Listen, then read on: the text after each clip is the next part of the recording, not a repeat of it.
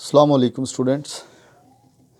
Effect of change in temperature, ये third effect ली चैट्रियर principal के अंदर जिसको हम डिस्कस कर रहे हैं, उसका ये थर्ड फैक्टर है जिसको हम अभी डिस्कस करने वाले हैं।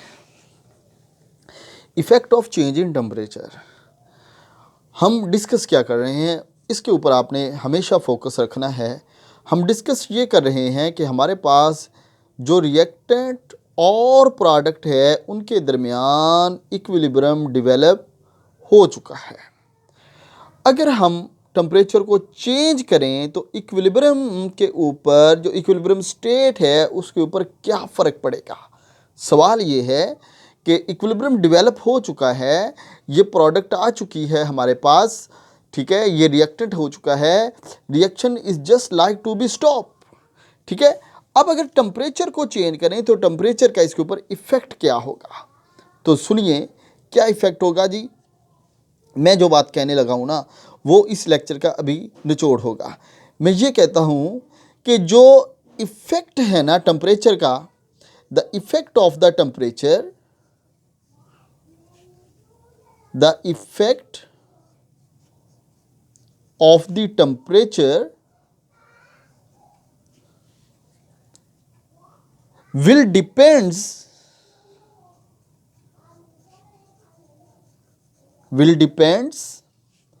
upon the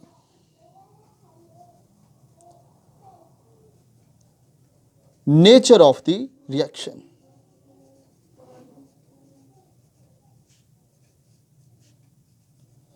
ये नेचर ऑफ द रिएक्शन के ऊपर डिपेंड करेगा कि उसके टेम्परेचर को चेंज करने से इक्विलिब्रियम पोजीशन के ऊपर, इक्विलिब्रियम स्टेट के ऊपर क्या इफेक्ट होगा। पहली चीज़ कि इक्विलिब्रियम पोजीशन के ऊपर क्या फ़र्क पड़ेगा। सिंपल सी बात, equilibrium will be shift, equilibrium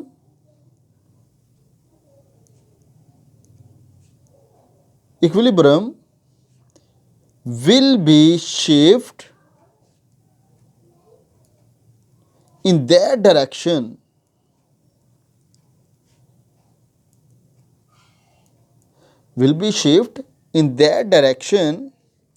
which proceed with absorption of the energy, which proceed the absorption of the heat। ठीक है जी, इतनी सी बात है। अब मैं इसको एक्सप्लेन करने लगा हूँ। हमारे पास ये रिएक्टेंट है और ये रिएक्टेंट प्रोडक्ट में कन्वर्ट हो गया, रिएक्टेंट प्रोडक्ट के अंदर कन्वर्ट हो गया। रिएक्टेंट की नेचर प्रोडक्ट से डिफरेंट है, ठीक है, रिएक्टेंट की नेचर प्रोडक्ट से डिफरेंट है। इस सिस्टम के ऊपर आप टेम्परेचर इंक्रीज करते हैं, टेम्परेचर को अप्लाई करते हैं। टेम्परेचर को अप्लाई करने से क्या होगा, उसने कहा कि इन दोनों में से रिएक्टेंट और प्रोडक्ट में से जिसके पास एनर्जी एब्जॉर्प्शन का फैक्टर ज़्यादा होगा, ठीक है, रिएक्शन उसी तरफ को मूव कर जाएगा। अब अगर ये एब्जॉर्प्शन का फैक्टर प्रोडक्ट के पास ज़्यादा है तो ये रिएक्शन फॉरवर्ड मूव कर जाएगा। अगर ये हीट एब्जॉर्प्शन का फैक्टर रिएक्टेंट के पास ज़्यादा है तो रिएक्शन बैकवर्ड मूव कर जाएगा, ठीक है। तो ये डिपेंड करेगा कि रिएक्टेंट और प्रोडक्ट में से, इन दोनों में से एब्जॉर्प्शन ऑफ द हीट का फैक्टर जो है ये किसके पास है। तो एक चीज़ तो क्लियर है ना कि जब टेम्परेचर को चेंज करेंगे तो इक्विलिब्रियम तो डिस्टर्ब होगा, ये तो बात क्लियर हो गई। अब डिस्टर्ब होने के बाद वो इक्विलिब्रियम नेक्स्ट जब एस्टेब्लिश होगा तो क्या रिएक्शन फॉरवर्ड मूव करेगा या बैकवर्ड मूव करेगा, ये बेटा जी डिपेंड करेगा रिएक्टेंट और या प्रोडक्ट की नेचर के ऊपर। इन दोनों में की नेचर में से जिसकी नेचर ज़्यादा हीट को एब्जॉर्ब करने वाली होगी, रिएक्शन बेटा जी उसी तरफ को मूव करेगा, ठीक है, रिएक्शन उसी तरफ को ही मूव करेगा। तो ये सिंपल सी बात है, इसमें कोई ऐसी बात नहीं जो समझना है। अब देखिए हमारे पास है, लेट्स सपोज मैं एक एग्जांपल लिखता हूं। हमारे पास है जी H2 प्लस I2 और ये बन गया 2HI। इस 2HI के अंदर अगर आप देखें तो ये क्या है जी, 300 कैलोरीज एनर्जी इसके साथ ये रिलीज हो रही है। ठीक हो गया। अब यहाँ से हमें जब अब टेम्परेचर को बढ़ाएंगे तो क्या होगा, ठीक है, टेम्परेचर को बढ़ाएंगे तो क्या होगा। एक चीज़ हमने कहा कि एब्जॉर्प्शन या तो ये करेगा या एब्जॉर्प्शन इधर होगी। जो हीट ऑफ द एब्जॉर्प्शन जिधर होगी उसको एंडोथर्मिक कहते हैं। ये तो आपको पता है ना, ये तो कोई नई बात नहीं है। Heat of absorption factor is the endothermic, उसको हम एंडोथर्मिक कहते हैं एब्जॉर्प्शन को। ठीक है, तो अब आपको अगर यूं कहें कि इन दोनों में से आपको ये पता करना है कि एंडोथर्मिक जो पॉसिबिलिटी है उसकी एंडोथर्मिक प्रॉपर्टी किस तरफ है, जिस तरफ एंडोथर्मिक प्रॉपर्टी है, जिस तरफ हीट ऑफ द एब्जॉर्प्शन है, रिएक्शन बेटा जी उसी तरफ को मूव करेगा, वो फॉरवर्ड मूव करे या बैकवर्ड मूव करे। अब अगर हम इसको देखें तो जब इसको एनर्जी प्रोवाइड की तो एनर्जी प्रोवाइड करने से क्या होगा बेटा जी कि ये रिएक्शन बैकवर्ड मूव करेगा, ये रिएक्शन बैकवर्ड मूव करेगा। ठीक है, तो अब यहाँ पर बैकवर्ड का क्या मतलब है कि बैकवर्ड में अब्जॉर्प्शन ऑफ द हीट हो रही है, बैकवर्ड में क्या हो रही है, हीट एब्जॉर्ब हो रही है, और जो बैकवर्ड है इधर एंडोथर्मिक प्रोसेस हो रहा है, और जो इसके अपोजिट साइड है वहाँ पर एक्सोथर्मिक प्रोसेस हो रहा होता है। ठीक हो गया। अब देखिए एक और एग्जांपल मैं आपके साथ करता हूं और फिर ज़रा हम इसको और डिटेल में ले चलते हैं। लेट्स सपोज हमारे पास है जी N2 प्लस 3H2 और ये बन गया 2NH3 माइनस 224 किलो कैलोरी पर मोल। ये क्या है जी, उसके साथ एनर्जी है। अगर हम यहाँ से देखें तो एक क्वेश्चन है, क्वेश्चन ये है कि आपको अमोनिया की प्रोडक्शन को बढ़ाना है तो क्या अब टेम्परेचर को ज़्यादा करेंगे या कम करेंगे। क्वेश्चन ये है कि हम अमोनिया की प्रोडक्शन इसमें बढ़ाने के लिए टेम्परेचर का फैक्टर क्या होगा। ठीक है, टेम्परेचर बढ़ाना पड़ेगा या टेम्परेचर कम करना पड़ेगा। ये वाले जो मैंने लिखा है ना, मैं इसको ऐसे अगर लिख लूँ तो आपको कोई इतराज़ नहीं होना चाहिए कि ये N2 plus 3H2 plus 224 kilo calorie पर मोल और 2NH3, इससे कोई फ़र्क तो नहीं पड़ेगा ना। ठीक है, तो अब अगर हम देखें कि ये एब्जॉर्प्शन का फैक्टर किधर होगा, ठीक है, अगर हम यहाँ से देखें तो एब्जॉर्प्शन का फैक्टर किधर, पहला पॉइंट ही ये है कि आपने ये देखना है कि एब्जॉर्प्शन का फैक्टर किस तरफ है। जिधर को एब्जॉर्प्शन का फैक्टर है रिएक्शन बेटा जी उसी डायरेक्शन में मूव करेगा। और अगर हम यहाँ से देखें कि इतनी एनर्जी चाहिए इसको, यानी कि एब्जॉर्प्शन का फैक्टर इस पे है, ये 224 किलो कैलोरी एब्जॉर्ब करेगा। अगर ये 220 किलो कैलोरी एब्जॉर्ब करेगा इसका मतलब है रिएक्शन ये फॉरवर्ड मूव करेगा, रिएक्शन ये फॉरवर्ड मूव करेगा, मीन अमोनिया की प्रोडक्शन ज़्यादा होगी। ठीक है, तो टेम्परेचर को इंक्रीज करने से अकॉर्डिंग टू ली चैटरियल प्रिंसिपल, अकॉर्डिंग टू ली चैटरियल प्रिंसिपल क्या होगा जी कि रिएक्शन एनर्जी प्रोवाइड करने से टुवर्ड्स द फॉरवर्ड मूव करेगा। फॉरवर्ड में हमारे पास बन क्या रहा है, अमोनिया बन रहा है। ठीक है, तो इसका मतलब क्या है, हमें टेम्परेचर को हाई रखना पड़ेगा। अब हम पहले ज़रा रीज़न को डिस्कस कर लेते हैं, उसके बाद एक दो बातें और भी हमें केसी के बारे में भी डिस्कस करनी है। रीज़न क्या इसकी हो सकती है जी, रीज़न ऐसा क्यों होता है।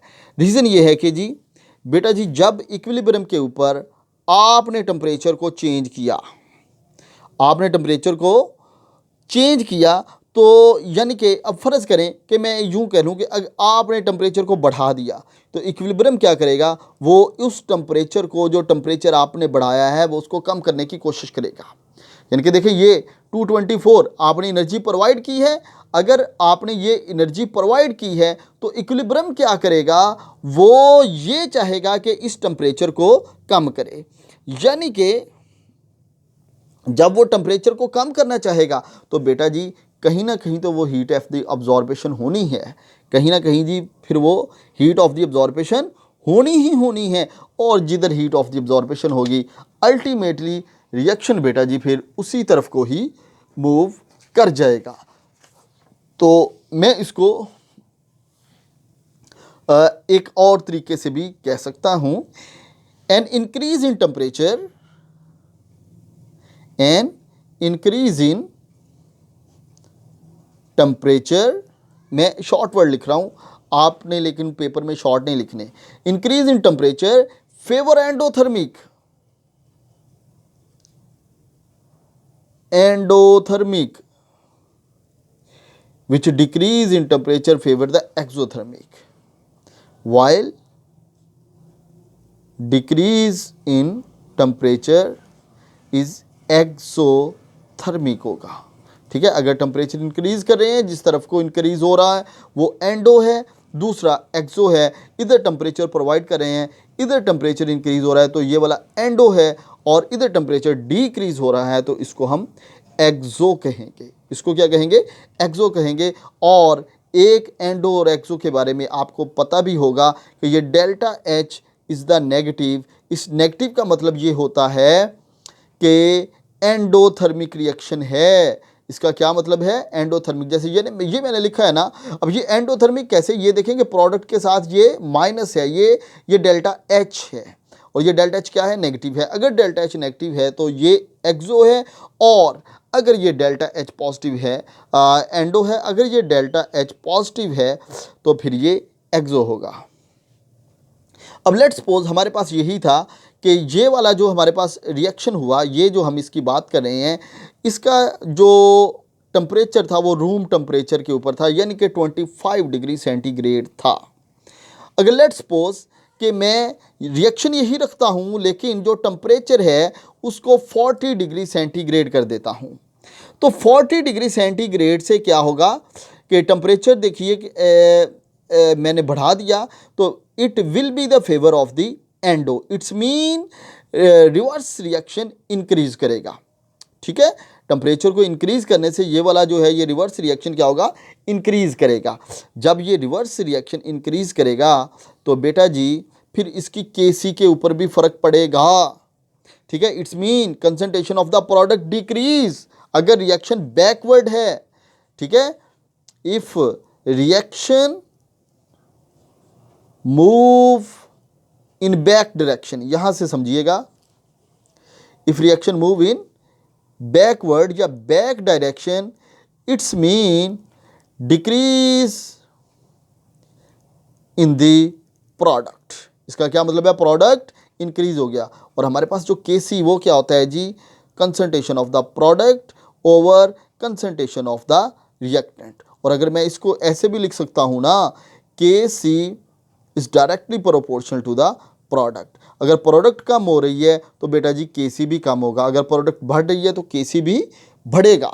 ठीक है, और ये हमारा डिपेंड करेगा कि रिएक्शन की मूवमेंट के ऊपर। आपको ये देखना होगा, अगर रिएक्शन फॉरवर्ड मूव कर रहा है तो इसका मतलब है प्रोडक्ट इंक्रीज कर रही है।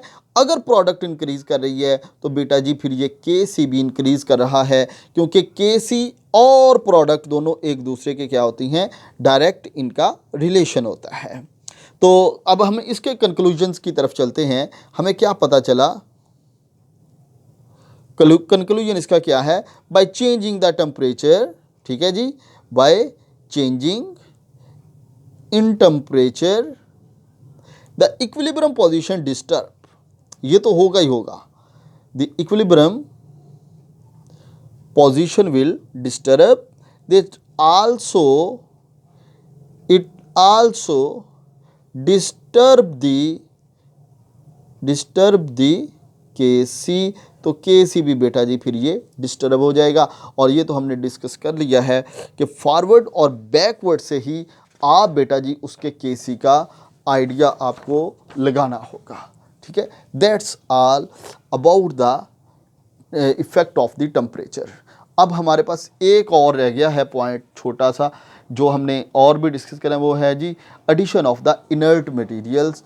वो हम नेक्स्ट लेक्चर में करते हैं जी। थैंक यू, अल्लाह हाफिज़।